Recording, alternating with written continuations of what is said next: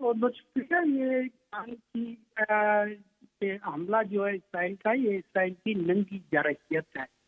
اسرائیل کے یہ نہ صرف اپنا ایران کی سلامتی کے لیے خطرہ ہے، لیکن یہ خطے کی امن و سلامتی کے لیے خطرہ ہے. ہمیں پاکستان نے اس کی مذمت کی ہے اور انشاءاللہ آگے بھی ہم ایران کے ساتھ ہی پاکستان کھڑا رہے گا. اب ہمیں خاص طور پہ یہ دیکھنا ہے کہ اس وقت اسرائیل نے اس وقت حملہ کیا ایران پہ جبکہ ایران کے امریکہ کے ساتھ مذاکرات چل رہے تھے نیوکلیر پروگرام پہ. اور یہ بھی دیکھنا ہے ہم نے کہ اس وقت یہ آج کل کی اس حملے پہ خاص طور پہ پہلے چونکہ ہمیشہ اسرائیل کے ساتھ امریکہ کھڑا ہوتا تھا، لیکن اس مرتبہ امریکہ نے اپنے آپ کو اس سے الگ رکھا ہے. اور مجھے یقین ہے کہ اسرائیل نے اس کے ساتھ جو یورپی یونین بھی اس کے اگینسٹ رہے گی. تو اب ایران کو پورا حق پہنچتا ہے اپنا دفاع کرنے کا اور ایران کرے گا بھی صحیح. لیکن ہم توقع کرتے ہیں کہ عالمی طاقتیں اس پہ خاص طور پہ جو پرماننٹ ممبرس ہیں سیکورٹی کونسل کے، وہ اس معاملے میں اسرائیل کی مذمت کریں گے. اب دیکھنا یہ ہے کہ سلامتی کونسل اس کے بارے میں کیا لایا عمل اختیار کرتی ہے. لیکن جہاں تک پاکستان کا تعلق ہے، پاکستان کی سخت مذمت کرتا ہے اور کرتا رہے گا، اور ہم ایران کے ساتھ شانہ بشانہ کھڑے رہیں گے. صاحب، آپ کیا سمجھتے ہیں جو 16 تاریخ کو مذاکرات طے ہوئے تھے ایران کے، کیا وہ اب برقرار رہ پائیں گے، آگے بڑھ پائیں گے؟ جی ضرور آگے یہ چلتے رہیں گے. ہمیں دیکھنا یہ ہے کہ اس وقت امریکہ کی پالیسی ذرا مختلف ہے. وہ کیسے کہ امریکہ نے صدر ٹرمپ جب تشریف لائے گلف میں تو انہوں نے گلف کے 3 ممالک کا دورہ کیا اور یہ پہلی مرتبہ تھا کہ وہ اسرائیل نہیں گئے ابھی بھی. تو ہمیں اس بات کو ضرور اپریشیٹ کرنا چاہیے امریکہ کو کہ امریکہ اب اسرائیل کے ساتھ اس طرح نہیں کھڑا ہوا ہے جس طرح پہلے ہوتا تھا. تو مجھے یقین ہے کہ یہ جو امریکہ اور ایران کے مذاکرات ہیں یہ آگے بڑھیں گے. اور اب ہمیں دیکھنا یہ ہے کہ امریکہ اپنی پالیسی واضح کرتا ہے یا نہیں، لیکن میری توقع یہی ہے کہ امریکہ اس سے الگ ہو جائے گا، کیونکہ یہ اسرائیل کی صرف ایک انفرادی خواہش ہے. کیونکہ اس میں جنگ میں آگے اس کو فتح نہیں حاصل ہو رہی اپنا غزہ میں اس کنٹرول نہیں، تو یہ جنگ کو پھیلانا چاہتا ہے، یہ اس کا دائرہ کار وسیع کرنا چاہتا ہے جو کہ دنیا نہیں چاہتی. تو مجھے یقین ہے کہ یہ ایران اور امریکہ کے مذاکرات آگے چلتے رہیں گے.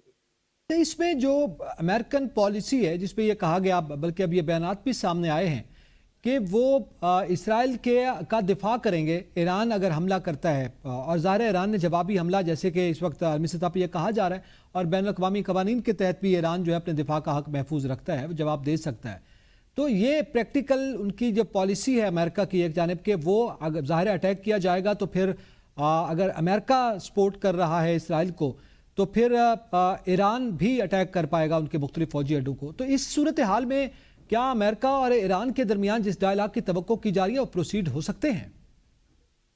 میں جس بات کی طرف اشارہ کر رہا تھا وہ صدر ٹرمپ کی پالیسی کی طرف تھا کہ صدر ٹرمپ کی اپنی ذاتی خواہش یہ ہے، لیکن اس کے ساتھ ساتھ ہمیں یہ بھی دیکھنا ہے کہ اسرائیل کا انفلوئنس جو امریکہ میں ہے وہ ایپک ہے. آپ کو پتا ہے کتنی پاورفل ہے. آپ کو پتا ہے کہ تقریباً 100 کے قریب جو امریکی نمائندگان ہیں، ایوان نمائندگان کے ممبر، وہ اسرائیل کے شہری ہیں، ڈوئل نیشنلٹی ہولڈرز ہیں.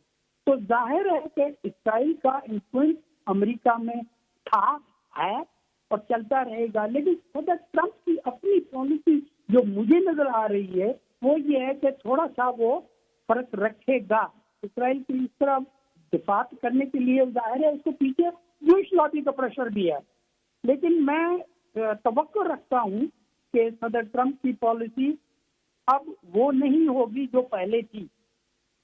اور پہلے آپ کو یاد ہوگا کہ جب اگر ایران نے اسرائیل پہ حملہ کیا تھا تو اس میں ساری دنیا کی یعنی فرینچ انٹیلیجنس کا اس کو کوآپریشن حاصل تھا، امریکن انٹیلیجنس کا کوآپریشن حاصل تھا، اپنا الیکٹرانک اور وارفیئر کا کوآپریشن حاصل تھا، لیکن اب وہ نہیں رہے گا. اس لیے میں توقع کرتا ہوں کہ اسرائیل کو اب وہ سپورٹ نہیں ملے گی مغربی ممالک سے جو پہلے ملتی تھی. لیکن آگے کیا ہوتا ہے، جنگ کے کیا خد و خال نکلتے ہیں، یہ تو آگے دیکھنا ہی پڑے گا. اسرائیل کو پورا حق ہے، ایران کو پورا حق ہے اپنا دفاع کرنے کا، وہ کرے گا بھی چاہیے. اور اس نے پہلے اپنی صلاحیت کا مظاہرہ کیا ہے کہ میں کر سکتا ہوں. اور اس میں اگر وہ پہلے سیٹلائٹ انفارمیشن اور جو ملٹری سپورٹ نیٹو کی تھی، سب کی ممالک کی اسرائیل کو، تو وہ اگر نہ ہوتی تو یہ اس مرتبہ مجھے خیال ہے کہ نہیں ہوگی. شاہ صاحب، کیا گلف کے دیگر ممالک کے رویے میں بھی کوئی تبدیلی آپ دیکھ پا رہے ہیں؟ ایسا ممکن ہے اب؟ جی، گلف کے ممالک کی یہ ہے کہ گلف کا اپنا جو کاروبار ہے وہ متاثر ہوگا. اب یہ اسرائیل کا حملہ ایران پہ، کیونکہ گلف کو کنٹریز نے اب ایران کے ساتھ اپنی مفاہمت شروع کی ہوئی ہے. سعودی عرب نے پہلے ہی مفاہمت کی ہوئی ہے، حوثیز کا مسئلہ پہلے ہی حل ہو چکا ہے. یو اے ای اپنا عمان جو ہے وہ ایک میڈیٹر کا کردار ادا کر رہا ہے. اگر اسرائیل کے ساتھ یو اے ای کے اور کچھ ممالک کے جو اگر سواتی تعلقات ہیں جس سے ہی اگر خطے میں امن نہیں رہتا تو وہ ممالک بھی متاثر ہوں گے.